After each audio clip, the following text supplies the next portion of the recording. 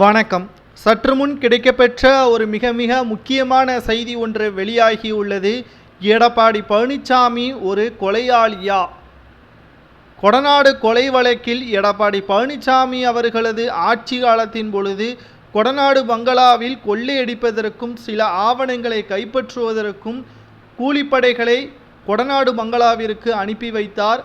அங்கு 2 காவலாளிகள், அதில் ஒருவர் கொலை செய்யப்பட்டு மிக பெரிய அளவிலான கோர சம்பவமும் கொடநாடு பங்களாவில் நடைபெற்றது. இன்னொரு காவலாளி எங்கு இருக்கிறார், அவர் உயிருடன் இருக்கிறாரா இல்லையா என்ற தகவலும் தற்பொழுது வரை தெரியவில்லை. அதிமுக ஆட்சி முடிவடையும் பொழுது 2021 சட்டமன்ற தேர்தலில் தங்களது அறிக்கையில் ஒரு முக்கியமான கொள்கையாகவே திமுக அறிவித்தது, நாங்கள் ஆட்சிக்கு வந்தால் 6 மாதத்திற்குள் கொடநாடு வழக்கை முடிப்போம் என்று திமுக அரசும் தெரிவித்திருந்தது. ஆனால் தற்பொழுது வரை கொடநாடு வழக்கு கிட்டத்தட்ட 5 ஆண்டுகளுக்கு மேலாகவே நடைபெற்று கொண்டிருக்கிறது. ஆனால் தற்பொழுது கேரளாவிலிருந்து மிக முக்கியமான கூலிப்படைகளை சிபிஐ துறையினர் கைது செய்திருக்கிறார்கள். அவரிடம் விசாரணை நடத்திய பொழுது அப்பொழுது ஆட்சியில் இருந்த மிக முக்கியமான அமைச்சரின் தூண்டுதலின் பெயரில் நாங்கள் அங்கு சென்றோம்.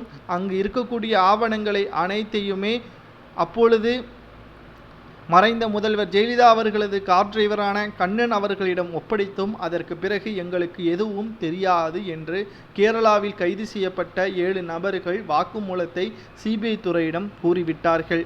தற்பொழுது கண்ணன் அவர்கள் சாலை விபத்தில் மரணமடைந்ததை தொடர்ந்து இவர் கைது செய்யப்பட்டால் உண்மை வெளிவந்துவிடும் என்ற காரணத்தினால்தான் திட்டமிட்டு எடப்பாடி பழனிசாமி அவர்கள் கண்ணன் என்பவரை கொலை செய்து விட்டதாக தற்பொழுது திடீரென்ற ஒரு தகவல் ஒன்று வெளியாகியிருக்கிறது.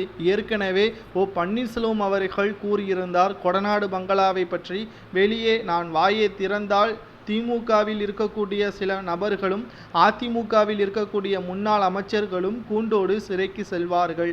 ஆனால் அது மறைந்த முதல்வர் ஜெயலலிதா அவர்களுக்குத்தான் அசிங்கம். சில ஆவணங்கள் கைப்பற்றப்பட்டிருப்பதாகவும் அவர் அணிந்து வந்த தங்க ஆபரணங்களையும் எடப்பாடி பழனிசாமி அவர்கள் கைப்பற்றி விட்டதாகவும் தற்பொழுது பன்னீர்செல்வம் அவர்கள் திடீரென்று ஒரு தகவலை வெளியிட்டிருக்கிறார்.